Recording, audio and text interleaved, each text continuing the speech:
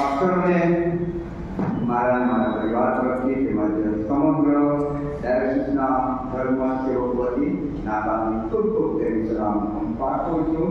એ આશા અને વિશ્વાસ સાથે કે પ્રભુ આપણા માટે દરમિયાન તે ખરેખર આપણામાં ઉતરી આવે અને યુવા આપણે આશીર્વાદિત થઈશું. અક્ષરો પણ તમારી બાજુમાં જે બેઠા છે તેઓની સારી સ્માઇલ સાથે હેપી ક્રિસમસ કહી શકો છો. નાતાલની સલામ પાઠવું છું.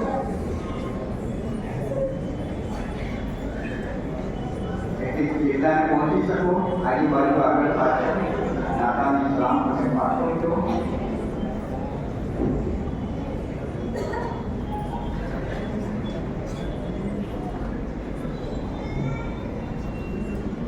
Thank you. પ્રભુનો બહુ જ આભાર માનીએ છીએ.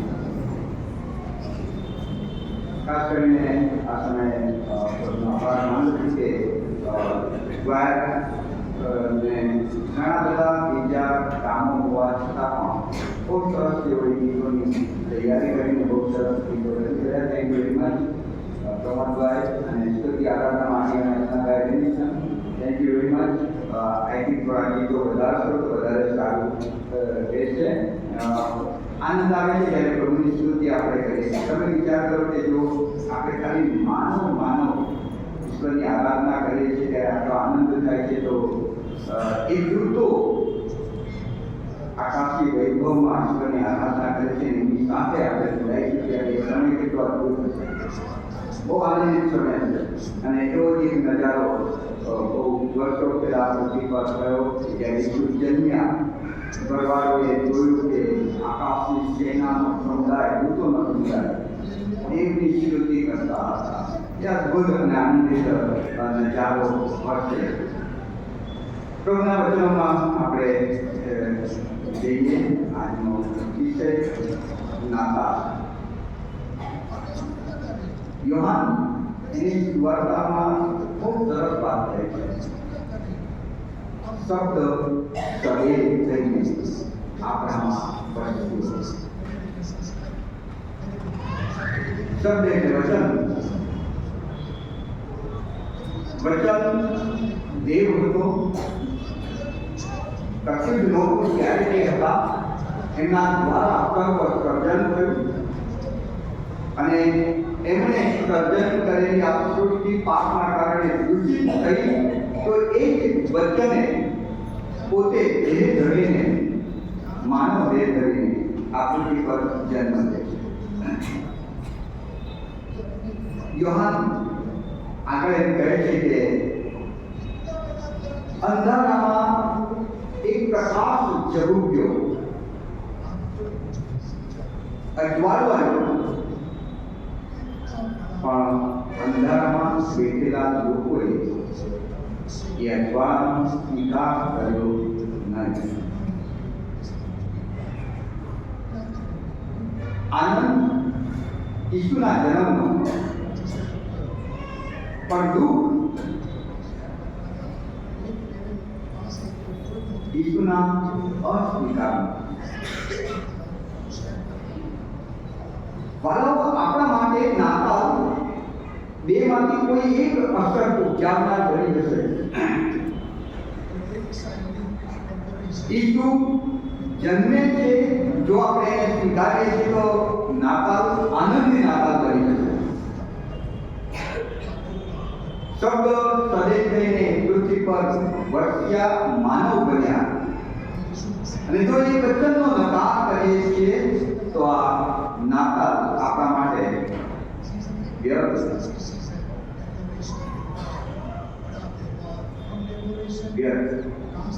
અને માટે બરાબર જ્યારે નાતાલ ઉજવીએ છીએ ત્યારે આપણી અગ્રિમતાને પણ આપણે ધ્યાનમાં રાખવી બહુ જરૂરી છે. ઘણી બધી વખત બીજી ઘણી એવી બાબતો કે જે કદાચ દેવની નજરમાં ગૌણ નાની હોઈ શકે પણ જે બહુ અગત્યની છે એ વાત વિસરાઈ જતી હોય છે. અને એવું આજે ન થાય એની કાળજી છે. નાતાલની વ્યાખ્યા બદલાઈ ગઈ છે. લોકો નાતાલ એટલે તહેવાર અને તહેવારમાં તો સારા કપડાં, તહેવારમાં તો સારું જમવાનું, તહેવારમાં તો સગા સ્નેહી કુટુંબ સાથેની મુલાકાતો, તહેવારમાં તો જેમ પર્વ ઉજવવા લોકો એમના ધાર્મિક સ્થળે જતા હોય છે એવી રીતે ચર્ચમાં જવું, આ તહેવાર એવી કદાચ એવો તહેવાર આજનો તહેવાર બની ગયો છે. નાતાલ એ પ્રકારનું પર્વ કે તહેવાર નથી, અને માટે નાતાલ તો એના હેતુને આપણા જીવનમાં અસરકારક નથી કરતું, તો આપણા માટે આ પર્વ ઉજવવું એ ફક્ત પવનમાં આંચકા કરવા જેવું છે. ઘણા લોકો દેવનું વચન સાંભળે છે, વાંચે છે, જાણે છે, સમજે છે, પણ સ્વીકારતા નથી. એનો મતલબ એ નહીં કે વચન નબળું છે,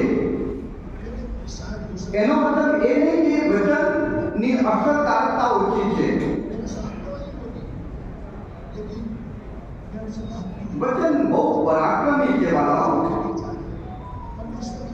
વચન અદ્ભુત છે, પણ જો એ નથી સ્વીકારાતું તો એની પાછળ એ વ્યક્તિ જવાબદાર છે કે જેના સુધી આ વચન પહોંચી રહ્યું છે.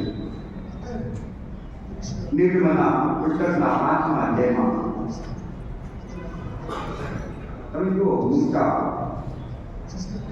રાજા ફારૂની પાસે આવે છે. ફારૂને દૈવીય સંદેશ સંભળાવવામાં આવે છે કે હે ફારૂ, યહોવા જે સૈન્યનો સરદાર છે તે ઉતર્યો છે પોતાના લોકને છોડાવવા, અને તું એ લોકને જવા દે. મૂસાના શબ્દો તમે જોજો 5મા અધ્યાયમાં. મૂસાના શબ્દો આ પ્રમાણે છે: હું ન તો એ ઈશ્વરને ઓળખું છું કે ન મને એ ઈશ્વરની જરૂર છે. હું શા માટે એની વાત માનું? ઘણી બધી વખત વચન વ્યક્તિ સુધી પહોંચે છે, પણ એ વ્યક્તિ વચનને નથી સ્વીકારતી. એની સમજણ આ ટાઈપની હોઈ શકે. ન તો હું એ ઈશ્વરને ઓળખું છું, ન મને એની જરૂર છે, હું શા માટે એની વાત માનું?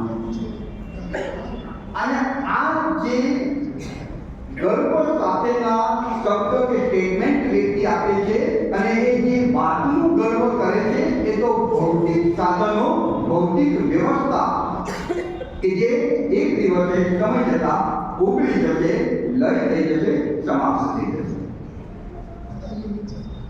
અને એ બાબતને નથી સમજતા કે હું જે વાતનો ગર્વ કરીને એ વચનને નકારી રહ્યો છું, એ વાત મારી પાસેથી ચાલી જવાની છે. ફારૂ રાજા મૂસાને કહે કે હું ન એ દેવને ઓળખું, એ ઈશ્વરને ઓળખું છું, ન મને એની ગરજ છે, હું શા માટે એની વાત? યોહાનની સુવાર્તાના 8મા અધ્યાયમાં પ્રભુ ઈસુ ખ્રિસ્ત યહૂદી લોકોની સાથે વાતચીત કરી રહ્યા છે,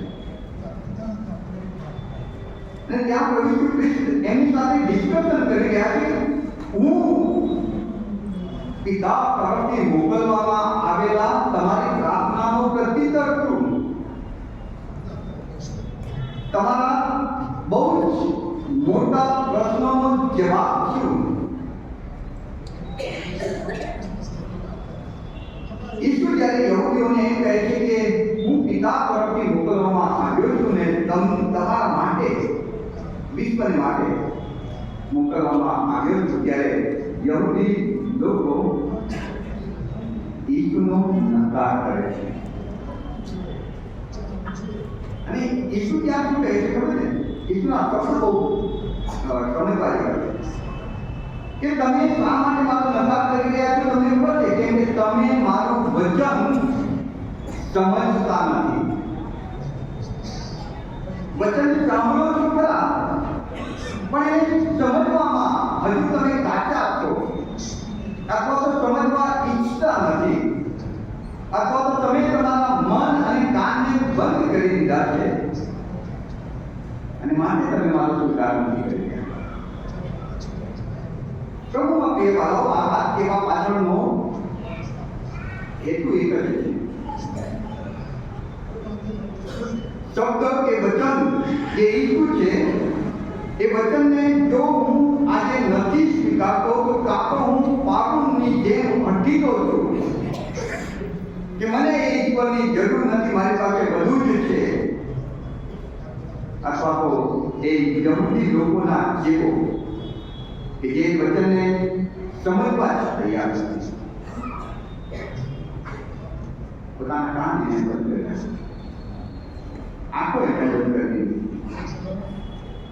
હૃદયને તાળું મારી દીધું. સાંભળે છે ખરા, ફારૂક રાજા પાસે મૂસાએ પ્રભુનું વચન લઈને ગયા. મૂસાની વાત ફારૂક રાજાએ સાંભળી. ઈસુ યહૂદીઓની સાથે વાત કરી રહ્યા છે, એ ઈસુના શબ્દો કે વાત યહૂદી લોકોએ સાંભળી પણ સ્વીકારી નહીં.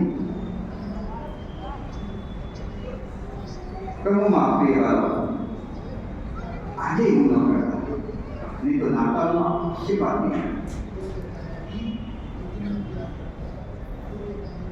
આજે એવું નહીં કરતા. નાતાલનો આનંદ અનુભવ હોય ને, ખરેખર જો તમારે નાતાલનો અનુભવ કરવો હોય ને,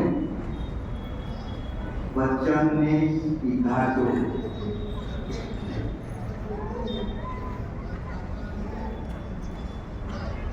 ઘણી બધી વખત વ્યક્તિ વચન એના સુધી પહોંચે તો નથી સ્વીકારતા. એનું પાછળનું એક કારણ એ પણ છે કે ગભરાય છે.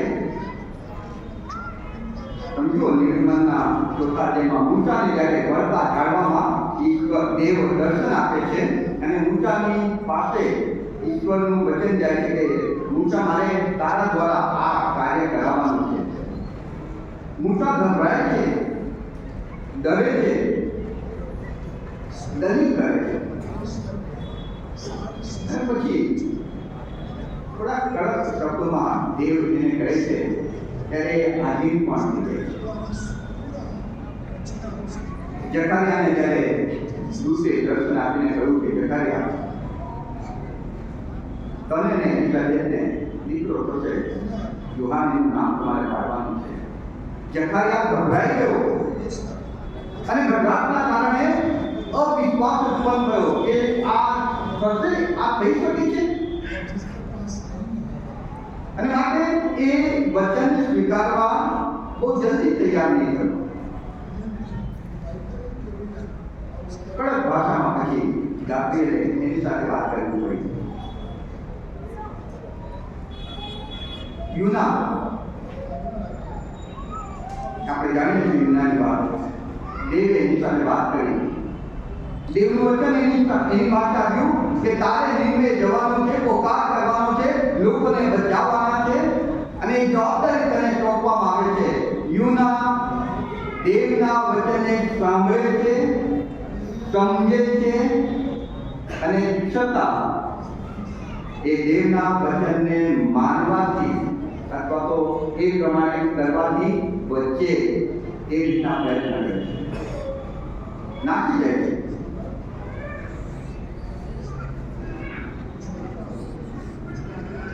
ઈશ્વર પછી એને થોડી તકલીફમાં નાખે છે. વાહનમાં બેઠો હોય છે, તોફાન આવે છે, પછી એને સમુદ્રમાં નાખી દેવામાં આવે છે, માછલીના પેટમાં જાય છે અને તકલીફોમાં એને યાદ આવે છે કે આ કેમ આવું થયું. ત્યારે એને ભાન થાય મેં દેવનું વચન નકાર્યું છે અને માટે હું આ પરિસ્થિતિમાં આવી પડ્યો છું. અને પ્રભુની આગળ પાપની કબૂલાત સાથે એમ કહે છે, પ્રભુ મને માફ કર. અને પ્રભુ એને ફરી નીંદે મૂકે. તકલીફ આવે એની રાહ ન જોતા.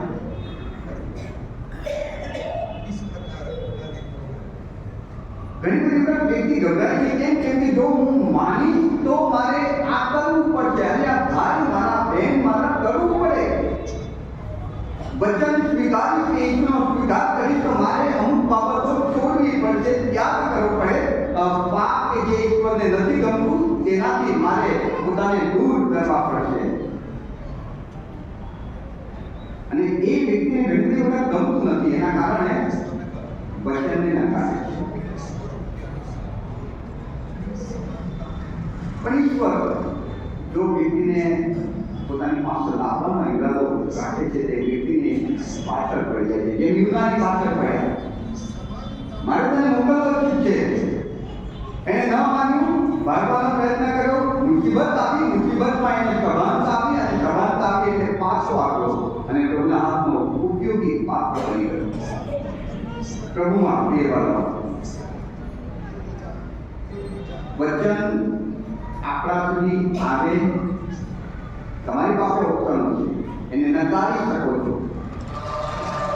તમારી પાસે ઓપ્શન છે, સાંભળ્યા પછી, જાણ્યા પછી, સમજ્યા પછી પણ તમે એમ કહી શકો છો કે ના, બીક લાગે છે.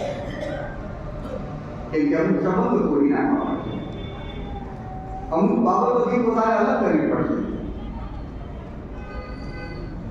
પ્રભુની કૃપા મોટી છે કે કદાચ ને વર્ષ 2025માં મોટું તોફાન આવે, માછલીના પેટમાં જવું પડે અને પછી વચનને સ્વીકારવું પડે. એના કરતા આજે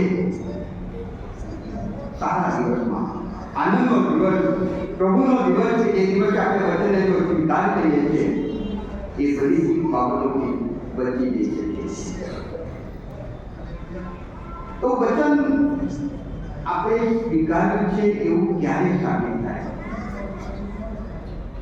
વચન આવે છે, સાંભળીએ છીએ, જોઈએ છીએ, સમજીએ છીએ, અને પછી જો આપણે સ્વીકારીએ છીએ તો એ પ્રમાણે આપણું વર્તન હોવું જોઈએ. તો જ વચન સ્વીકાર્યું છે એવું સાબિત થશે. યહૂદના પુસ્તકના પહેલા તેની 8મી કલમમાં એમ લખ્યું છે, દેવે તેને કહ્યું કે દેવનું વચન તું વાંચ, સાંભળ, સમજ, અને તેમાં જે લખ્યું છે તે તું કાળજી રાખીને પાળે, ત્યારે જ તારો માર્ગ આબાદ થશે અને તું પતે પામીશ. દેવનું વચન ખાલી વાંચ નહીં, ખાલી સાંભળ નહીં, ખાલી સમજ નહીં, એને તું પાળીશ, ત્યારે જ તું પતે પામીશ, ત્યારે જ તારો માર્ગ આબાદ થશે, ત્યારે જ મને લાગશે કે તે દેવનું વચન સ્વીકાર્યું છે. તેની જો આધીનતા નથી તો એ સાબિત થાય છે કે વચન મેં સાંભળ્યું છે, વચન મેં વાંચ્યું છે, વચનની મને સમજ છે, અને પારસ્પરની સાથે દલીલ કરીને એમને હરાવી દઉં ને એટલી મને સમજ આવી છે વચનની. વર્તન ક્યાં? વલણમાં ક્યાં?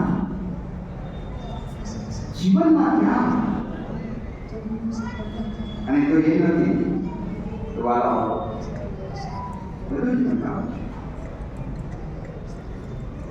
છે. કે યહોવા બહુ સ્પષ્ટ પ્રભુએ કહ્યું, વાંચ, સાંભળ, સમજ, પણ એટલું પૂરતું નહીં, એને તું કાળજી રાખીને પાળીશ, ત્યારે જ તારો માર્ગ આબાદ થશે અને તું પતે પામીશ. પ્રભુ ઈસુ ખ્રિસ્તે યોહાનની સુવાર્તાના 14મા અધ્યાયની 15મી કલમમાં એમ કહ્યું, જો તમે મારા પર પ્રેમ રાખો છો તો નાતાલના દિવસે તમે તમારું ઘર, ચર્ચ, તમારી આજુબાજુ બહુ સરસ શણગાર કરશો. જો તમે મારા પર પ્રેમ રાખો છો તો નાતાલના દિવસે સરસ કપડાં પહેરશો. જો તમે મારા પર પ્રેમ રાખો છો તો નાતાલના દિવસે સારું સારું ભોજન બનાવીને પોતે ખાશો અને આનંદ કરશો. નથી કેવા બરાબર. તો બીજું ત્યાં કહે જો તમે મારા પર પ્રેમ રાખો છો, મારા આ પૃથ્વી પર જન્મ લેવાનો આનંદ તમને છે કે તમે મને પ્રેમ કરો છો, અને જો મારા પર પ્રેમ કરો છો તો ત્યાં લખ્યું તો તમે મારી આજ્ઞા મારું વચન પાળશો, એને આધીન થશો.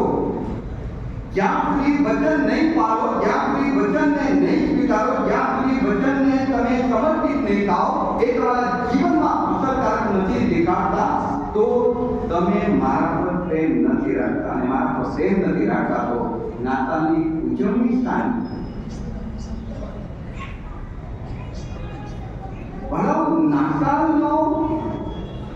નાતાલની શરૂઆત જ વચનની આધીનતાથી થાય છે. નાતાલનો એક એક પ્રસંગ તમે વાંચો, એક એક પ્રસંગ નાતાલના જે પાત્રો બાઇબલમાં બતાવવામાં આવે છે, પાત્રોના એક સમયને તમે વાંચો, આધીનતા શબ્દ તમને દરેક જગ્યાએ મળશે મળશે મળશે જ. એ જ તો નાતાલની શરૂઆત છે.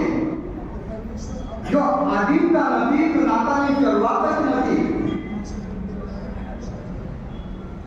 લૂકની સુવાર્તાના પહેલા અધ્યાયમાં 26 થી 38 એક ઘટના પર તમે ધ્યાન આપો.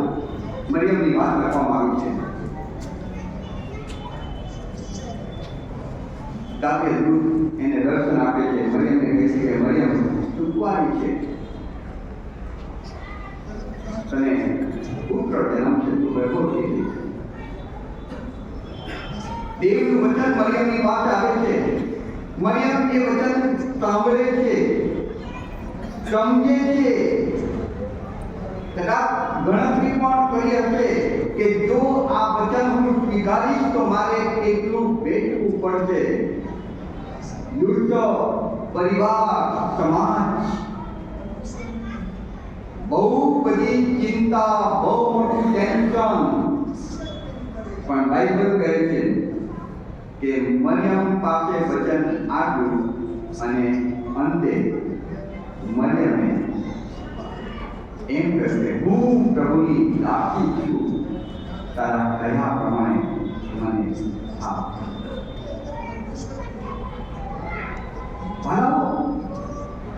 વચન 3 સ્વરૂપે એની પાસે આવ્યું. એક કે જે શબ્દો દ્વારા, એટલે દાવિદ દૂતના શબ્દોથી એની પાસે આવ્યું. બીજું, આ મરિયમ યહૂદી હતી અને એ સમયે નિયમશાસ્ત્રના પુસ્તકો, યશાયા પ્રબોધકની એ પ્રબોધવાણી પુસ્તક બધું જ એ વખતે અવેલેબલ હતું. અને મરિયમે એ વાંચ્યું હશે, એમાં લખેલું છે કે કુંવારી ગર્ભવતી થશે ને પુત્ર જન્મશે. અદ્ભુત મંત્રી પરાક્રમી દેવ. મરિયમે એ વાંચ્યું હશે અથવા તો ક્યાંક સાંભળ્યું હશે. અને એ વચન જ્યારે શબ્દ સદેવ થઈને પૃથ્વી પર આવવા માટે તૈયારી બતાવે છે અને મરિયમને કહેવામાં આવે છે કે શબ્દ હવે, વચન હવે તારામાં આવવા માંગે છે. મરિયમ કહે કે હું પ્રભુની દાસી છું. એ શબ્દ કે જે પિતાનો પુત્ર ઈસુ છે, મરિયમને કહેવામાં આવ્યું કે ઈસુને તારામાં આપવું છે. મરિયમ, તું એ વચનને, એ ઈસુને, એ શબ્દ, દેવના શબ્દને સ્વીકારવા તું તૈયાર છે? અને મરિયમ કહે છે કે હું પ્રભુની દાસી છું, હું તૈયાર છું ઈસુને સ્વીકારવા, ઈસુને આવકારવા. એના માટે મારે જે હવે સહન કરવું પડે, યુસુફ મને મૂકી દે, કાંઈ વાંધો નહીં, પિતા તમે મારો હાથ પકડ્યો છે. યહૂદી સમાજ મારો નકાર કરશે, કાંઈ વાંધો નહીં, પિતા તમે મારી પસંદગી કરી છે. લોકો કદાચ પથ્થરે મારીને મને મારી નાખશે, કાંઈ વાંધો નહીં, બાપ તારી યોજના મારામાં પરિપૂર્ણ થાવ. ઈસુને મરિયમ સ્વીકારે છે. બોલેલું શબ્દ, લખેલું શબ્દ કે શબ્દ પોતે ઈસુ, ત્રણેય ફોર્મમાં વચન જ્યારે મરિયમની પાસે આવે છે તે ત્રણેય ફોર્મમાં આપેલું વચન મરિયમ સ્વીકારે છે. પ્રભુમાં પ્રિયવાળાઓ, તમારી મારી પાસે પણ આ વ્યવસ્થા છે. લેખિતમાં દેવનું વચન આપણે વચન સાંભળી ગયા છીએ અને ઈસુ આજે આપણી મધ્ય છે. શું એ ઈસુ કે જે દેવનો શબ્દ છે એને તમે તમારામાં સ્વીકારવા તૈયાર છો? શું તમારા જવાબ હોઈ શકે કે હું પ્રભુનો દાસ છું, કે હું પ્રભુની દાસી છું? હે ઈસુ, આજે તું મારામાં જન્મ લે, તારી યોજના મારામાં પરિપૂર્ણ કર બાપ. જ્યાં સુધી ઘણી વખત એવું થાય છે કે વચન આપણા સુધી નથી આવતું ને માટે આપણે વચનને સ્વીકારતા નથી. તમે યુસુફનું પાત્ર બોલાવવાના જે ચિત્રો છે તેમાં યુસુફનું પાત્ર માથેની વાર્તાના પહેલા અધ્યાયમાં યુસુફનું પાત્ર આવે, પહેલા અધ્યાયમાં મરિયમ જોડે યુસુફની સગાઈ થઈ હતી અને યુસુફને સમાચાર મળે છે કે મરિયમ તો લગ્ન પહેલા ગર્ભવતી થઈ ગયા છે. અને એક માણસ તરીકે યુસુફ એવું વિચારે છે કે સ્ત્રીને એ મરિયમને હું ખાનગીમાં મૂકી એની સાથે છેડો પાડી નાખીશ, એને બદનામ નહીં કરું પણ એની સાથે સંબંધ મારે આપણે નથી રાખવા. હવે મરિયમ ગર્ભવતી થઈ છે એવા મેસેજ આને મળ્યા છે અને એના કારણે માનવીય સમજણથી આવું વિચારી રહ્યા છે યુસુફ. પણ બાઇબલ કહે છે કે યુસુફને દૂતે દર્શન આપ્યું ઊંઘમાં, સ્વપ્નમાં, અને યુસુફ પાસે પ્રભુનું વચન પહોંચ્યું કે યુસુફ, મરિયમ તો પવિત્ર આત્માથી ગર્ભવતી છે. અને વચન જ્યારે યુસુફ પાસે પહોંચ્યું ત્યારે વચન યુસુફે સમજ્યા અને સ્વીકાર્યા. અને એના કારણે બાઇબલ એમ કહે છે કે ઉઠો, મરિયમને તેડી લાવ્યો, એને કહ્યું કે તારી સાથે છું. દેવની યોજના પૃથ્વી પર અમલમાં આવી રહી છે અને એમાં તે દેવને સમર્પણ કર્યું છે ને મેં પણ દેવને સમર્પણ કર્યું છે કે વચન મારી પાસે પણ આવ્યું અને મેં પણ વચનને સ્વીકાર્યું છે અને આપણે સાથે મળીને દેવની યોજનામાં આગળ વધીએ. પ્રભુમાં પ્રિયવાળાઓ, જ્યાં સુધી વચન આપણા સુધી નથી પહોંચતું ત્યાં સુધી કદાચ દેવને સમર્પણ કરવું અઘરું બની જાય. પણ જો વચન પહોંચે છે, ચાહે તે કોઈ પણ ફોર્મમાં હોય, પવિત્ર શાસ્ત્ર બાઇબલના રૂપમાં હોય કે આપણે કોઈ દ્વારા એ વચન સાંભળી રહ્યા છીએ, અથવા તો આત્મામાં પ્રભુ તમારી મારી સાથે આજે વાત કરી રહ્યો છે કે ઈસુ જન્મ લેવા માંગે છે, એના માટે તમે ધર્મશાળામાં જગ્યા નહોતી, એના માટે આજે તારી બાજુમાં જે બેઠા છે એ ના પાડે છે, આ ના પાડે છે, આ ના પાડે છે, આ ના પાડે છે, તારું બોલ તો તું ઈસુને તારામાં જન્મ લેવા માટે જગ્યા આપીશ? પ્રભુમાં પ્રિય, જો આજે ઈસુને નકારો છો તો વચનને નકારો છો, વચનને નકારો છો. નાતાલના જે પાત્રો છે એમાંના એક પાત્ર ઘેટા પાત્ર પોતાના કામમાં મસ્ત હતા. એ તો આવી કોઈ કલ્પના પણ કરી નહોતી કે આવું કશું થશે. સાંસારિક જીવનમાં વ્યસ્ત એવા લોકો, ઘેટા પાત્રો, એમની પાસે જ્યારે દૂત દ્વારા વચન જાય છે અને એ દૂત એમને સમાચાર આપે છે તમારે સારું આ બહુ મોટા આનંદની વાત છે કે એક તારનાર એટલે કૃષ્ણ પ્રભુ જન્મ્યો છે, લુગડામાં લપેટીને ગભાણમાં મૂકવામાં આવ્યા છે, તમે એમને જોઈ શકો છો. ત્યાં એવું નથી લખ્યું કે તમે જાઓ, ખાલી વચન સમાચાર આપ્યા, નોંધ એની આગળ રજૂ કરવામાં આવી કે આવું છે. અને બાઇબલ કહે છે કે તેઓએ કહ્યું કે ચાલો ચાલો આપણે એ દૂતે કહેલી વાતને જોઈએ, જાણીએ, સ્વીકારીએ. તરત તેઓ ઉઠ્યા, બાળ ઈસુના દર્શન માટે કબાટ તરફ દોડ્યા. તરત પ્રભુ વચન આવે છે મારો ત્યારે ઘણી વખત શેતાન આપણા મનમાં શું વિચાર મૂકી દીધો છે, હમણાં નહીં, अभी तो बहुत लंबा जीना है.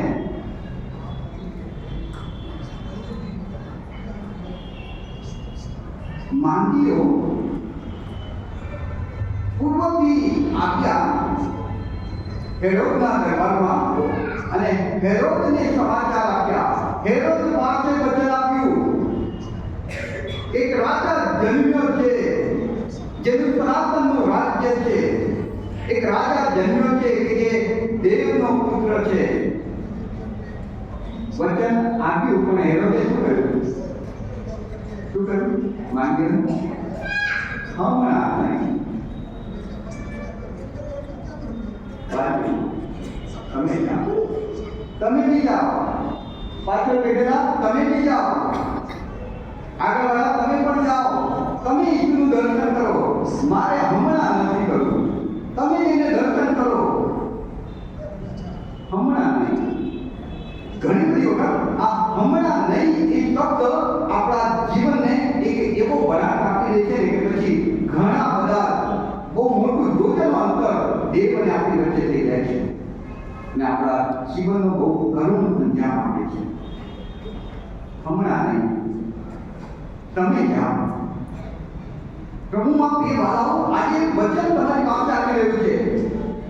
ઈસુ એમ કહે છે મારે જન્મ લેવો છે તારા હૃદયમાં, અને જો તમે તમારી પાસે ઓપ્શન છે, તમે બેટા બાળકની જેમ કહી શકો છો કે ચાલો મારે આજે એ ઈસુને દર્શન કરવા છે, એને જોવા છે, અથવા તો હેરોદની જેમ તમે કહી શકો છો. બાળક છે, તમે જાઓ, કમિટી જગ્યાએ તમે જાઓ, આગેવાનો તમે જાઓ ઈસુનું દર્શન કરવા. મને હમણાં નહીં, હમણાં નહીં એ શબ્દ બહુ ડેન્જર છે. અને માટે બાઇબલમાં એક શબ્દ લખવામાં આવ્યો છે કે હમણાં જ તારણનો દિવસ છે, આજે જ ઉદ્ધારનો દિવસ છે.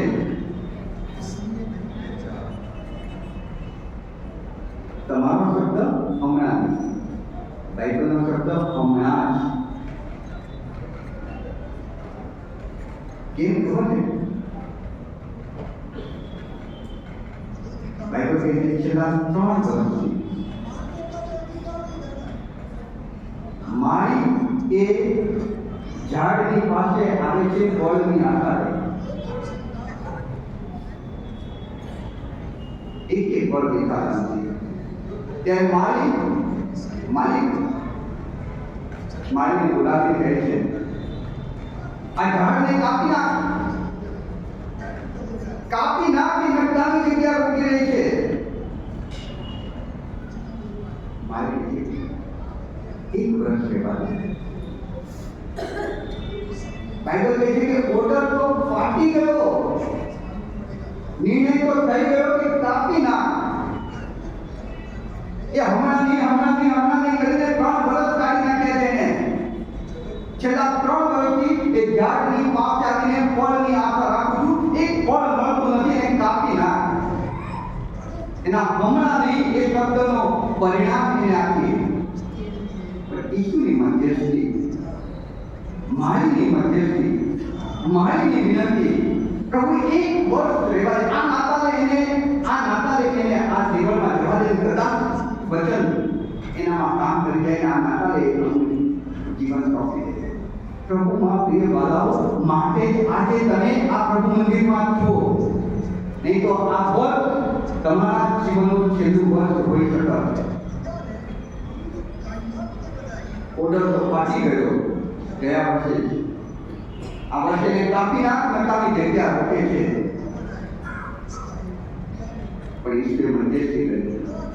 ઈશ્વરે ખાતર નાખ્યું વચન. ઈશ્વરે પાણી પીવડાવ્યું સંગતની, કે જેથી આ નાતાલ સુધી આ છોડ રહે. ને કદાચ આ નાતાલે વચન એ પાસ આવે, વચન સ્વીકારે એનું જીવન ફળથી ભરાઈ જાય.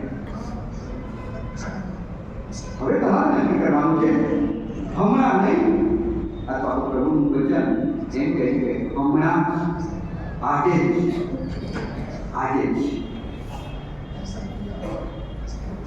પ્રભુમાં પીવાનું શબ્દ સદૈવ થઈને આપવામાં આવે છે.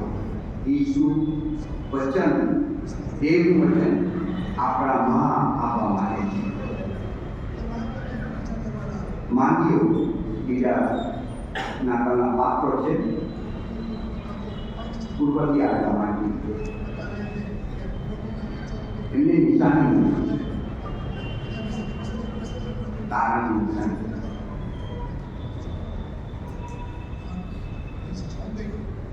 સંશોધન કરનારા હતા, જાણકાર વ્યક્તિઓ હતા. જૂના કાળમાં યશાયાએ, મીખાએ અને બીજા જે પુસ્તકોમાં ઈસુના જન્મની કેટલીક વાતો લખવામાં આવી હતી ભવિષ્યવાણીના સ્વરૂપમાં.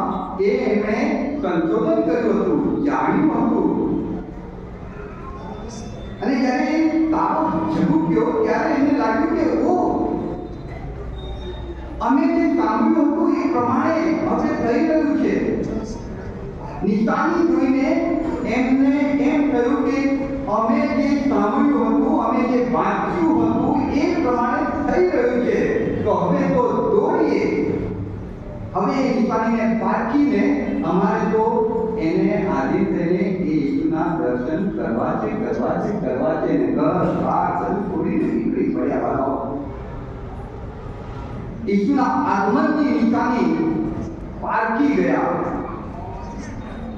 પ્રભુ ઈસુ ખ્રિસ્ત એના સમયના લોકને, પ્રજાને, યહૂદીને, એમને સાંભળનારા એ શ્રોતાજનોને એમ કહે છે, હો ઢોંગીઓ, આકાશની નિશાની તમે પારખી જાણો છો કે હમણાં શિયાળો ચાલે છે, ઠંડી છે, ગરમી આવે તો ઉનાળો છે, વાદળ આવે તો તમે એમ કહો છો હવે ચોમાસું આવશે. આ બધું પારખી જાણો છો. તો દેવના પુત્રના આપવાની નિશાની કેમ તમે નથી પારખતા? બાઇબલ વાળાઓ વાંચો. સુવાર્તામાં પ્રભુ ઈસુ ખ્રિસ્તે એમ કહ્યું છે કે મારું બીજું આગમન થશે ત્યારે શું થવાનું છે. એ બધી જ નિશાનીઓ વાળાઓ ધીમે ધીમે પરિપૂર્ણ થઈ રહી છે. નિશાનીઓ દેખાઈ રહી છે અને તોય તમે પૂર્વમાં બેસી રહ્યા છો. વાળાઓ સાવ તો આગળ વધશે, બીજા ઈસુના દર્શન કરશે, ધન્ય થશે. આપણે ત્યાં બેસેલા રહીશું. ઈસુનું બીજું આગમન નજીક છે. એની નિશાનીઓ દેખાઈ રહી છે. દેશની વચ્ચે યુદ્ધ થશે. મરતી એવી ફેલાશે કે જેનો કોઈ ઇલાજ નહીં હોય. પ્રેમ ઠંડો થઈ જશે. વિશ્વાસ શોધ્યો નહીં કરે. સતાવણી થશે, નકાર કરવામાં આવશે. આ બધી નિશાનીઓ પરિપૂર્ણ થઈ રહી છે, જે બતાવે છે કે ઈસુનું બીજું આગમન નજીક છે. પ્રગટીકરણમાં તો ઈસુએ પોતાના બીજા આગમનનું એટલી હદે કહી દીધું છે કે જુઓ, હું દરવાજા પર જ ઊભો છું, બસ એક પગલું અંદર મૂકું અને મારી એન્ટ્રી. પછી પસ્તાવાનો મોકો નથી. પછી તમે એમ દલીલ ન કરી શકો કે પ્રભુ એ વચન મેં સાંભળ્યું હતું પણ મને એમ હતું કે આવતા વર્ષે બીજી નાતાલે, બીજા રવિવારે, બીજા નવા વર્ષે. દરવાજો બંધ થઈ જશે.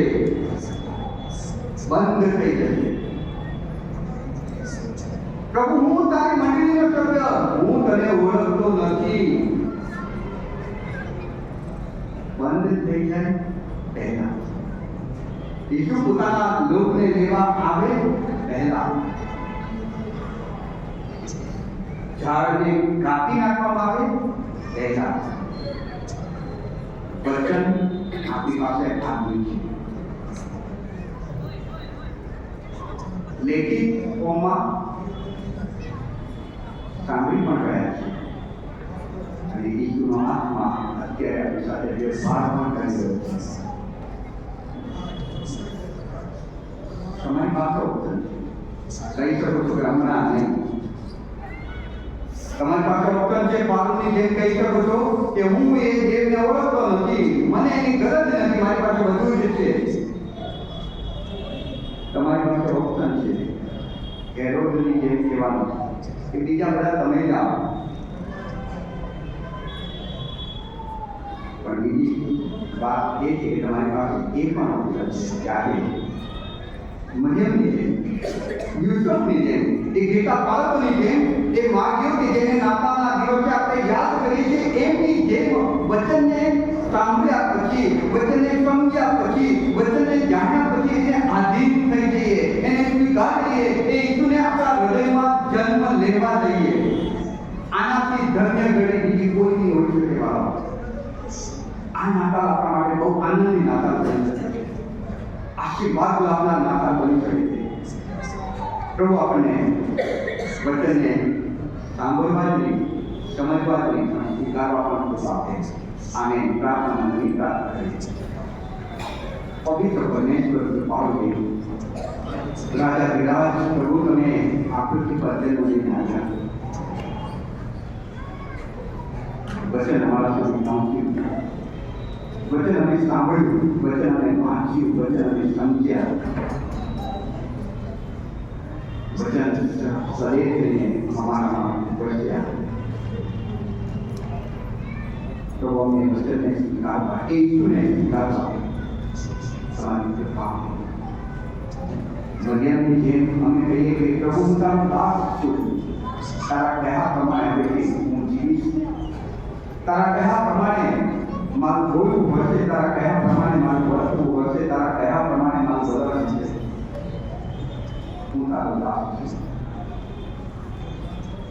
પ્રભુ તમે મારા જીવનમાં આવો કે જેથી મારા જીવનમાં હવે પછી તમે દેખાઓ, કેમ કે તમારા બીજા આગમનની નિશાનીઓ તમે અમને બતાવી.